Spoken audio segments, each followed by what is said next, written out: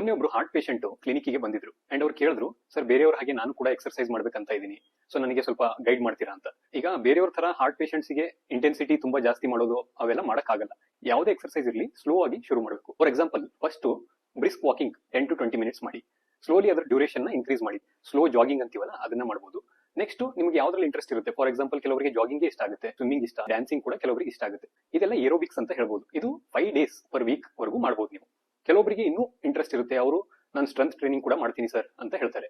So ಅವ್ರು ಏನ್ ಮಾಡ್ಬೇಕು ಅಂದ್ರೆ, ಫಸ್ಟ್ ರೆಸಿಸ್ಟೆನ್ಸ್ ಬ್ಯಾಂಡ್ ಅಂತ ಸಿಗುತ್ತಲ್ವಾ, ಅದನ್ನ ಬಳಸಿ ಲೈಟ್ ವೇಟ್ಸ್ ಇಂದ ಶುರು ಮಾಡಿ. ಸ್ಲೋಲಿ ವೇಟ್ ಇಂಟೆನ್ಸಿಟಿನ ಜಾಸ್ತಿ ಮಾಡ್ಕೊಬಹುದು.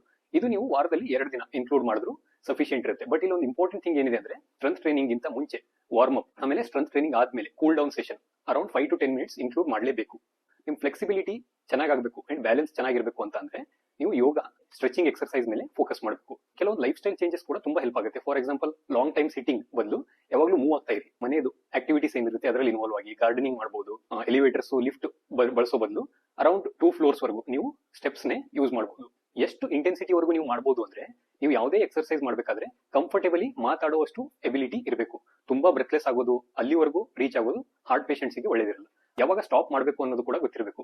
ಏನಾದ್ರೂ ನಿಮಗೆ ಚೆಸ್ಟ್ ಪೇನ್ ಕಾಣಿಸ್ಕೊಂತಿದ್ರೆ, ಬ್ರೀದಿಂಗ್ ಡಿಫಿಕಲ್ಟಿ ಅಥವಾ ಡಿಸಿನೆಸ್ ಅಂತೀವಲ್ಲ, ಇದೆಲ್ಲ ಏನಾದ್ರೂ ಅನಿಸ್ತಾ ಇದ್ರೆ ಇಮಿಡಿಯೇಟ್ಲಿ ಎಕ್ಸರ್ಸೈಸ್ ನ ಸ್ಟಾಪ್ ಮಾಡಬೇಕು.